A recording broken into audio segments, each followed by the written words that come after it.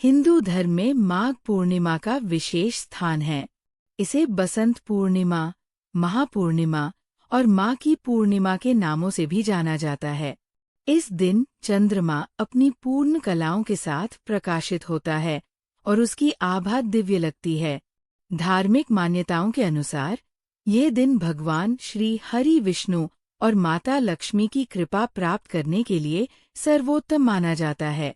इस दिन किए गए स्नान, दान और पूजा से शीघ्र फलों की प्राप्ति होती है।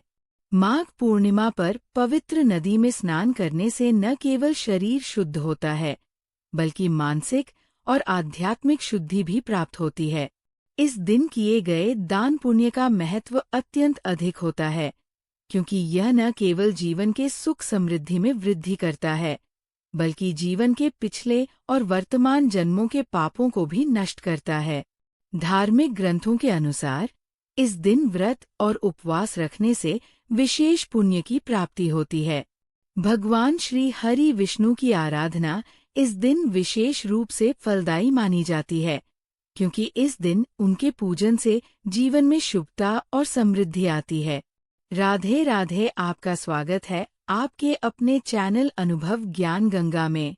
आगे बढ़ने से पहले चैनल को सब्सक्राइब और वीडियो को लाइक करना मत भूलिएगा।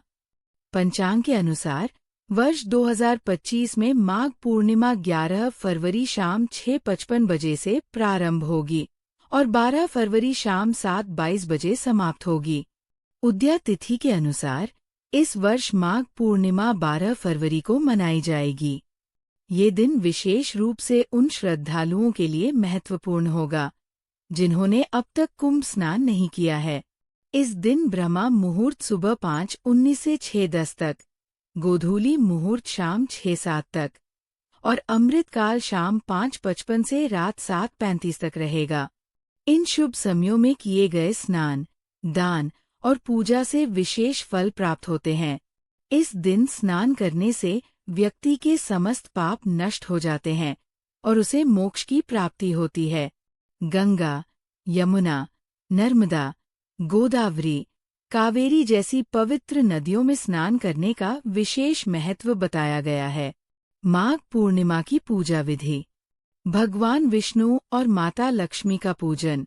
सर्वप्रथम भगवान विष्णु और माता लक्ष्मी को स्नान कराकर उन्हें नवीन वस्त्र पहनाने चाहिए। फिर उन्हें फूलों और तुलसी दल से सजाना चाहिए, क्योंकि तुलसी भगवान विष्णु को अत्यंत प्रिय है। घी का दीपक जलाएं। घी का दीप जलाकर आरती करें और व्रत कथा सुने या पढ़े।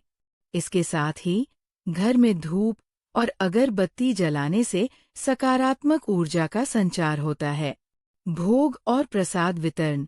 भगवान को खीर, पंचामृत, फल, मेवे आदि का भोग लगाकर प्रसाद वितरण करें। इस दिन ब्राह्मणों और गरीबों को भोजन कराने से विशेष पुण्य प्राप्त होता है। सूर्य देव को अर्घ्य दें। इस दिन सूर्य देव को जल अर्पित करने से विशेष पुण्य प्राप्त होता है और जीवन में सौभाग्य बढ़ता है। दान पुण्य करें। इस दिन दान करना विशेष शुभ माना जाता है। अन्न, वस्त्र, धन, घी, गुड़, कंबल और धार्मिक ग्रंथों का दान करने से पापों का नाश होता है। माघ पूर्णिमा पर वर्जित कार्य। 1. तामसिक भोजन से बचें। माघ पूर्णिमा के दिन तामसिक भोजन जैसे मांस, मछली, अंडा, लहसुन, प्याज और शराब का सेवन वर्जित माना गया है। ये दिन आध्यात्मिक शुद्धि और सकारात्मक ऊर्जा को बढ़ाने का होता है, इसलिए सात्विक भोजन करना चाहिए। इस दिन उपवास रखने से मन और आत्मा की शुद्धि होती है और जीवन में शुभ फल प्राप्त होते हैं। 2. दान न करना अशुभ होता है। माघ पूर्णिमा पर गंगा स्नान के बाद दान करने से अक्षय पुण्य की प्राप्ति होती है। अन्न, वस्त्र, कंबल और धन का दान करने से आर्थिक समृद्धि आती है और जीवन में सकारात्मक ऊर्जा का संचार होता है। जो लोग इस दिन दान करने से वंचित रह जाते हैं, उन्हें जीवन में आर्थिक कठिनाइयों का सामना करना पड़ सकता है। 3. गाजर का सेवन न करें। गाजर वैसे तो स्वास्थ्य के लिए लाभकारी होती है, लेकिन कुछ मान्यताओं के अनुसार ये धरती के अंदर उगने वाली सब्जी होने के कारण इसमें नकारात्मक ऊर्जा होती है।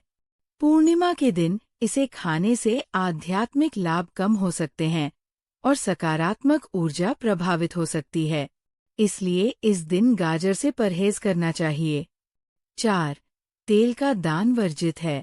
तेल का संबंध शनि ग्रह से होता है और इस दिन तेल का दान करने से शनि के नकारात्मक प्रभाव बढ़ सकते हैं। विशेष रूप से यदि किसी व्यक्ति की कुंडली में शनि ग्रह अशुभ स्थिति में हो तो उसे इस दिन तेल का दान नहीं करना चाहिए। 5. काले वस्त्र पहनने से बचें।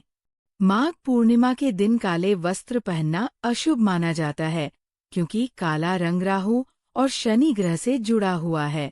इससे नकारात्मक ऊर्जा बढ़ सकती है और सौभाग्य बाधित हो सकता है। 6.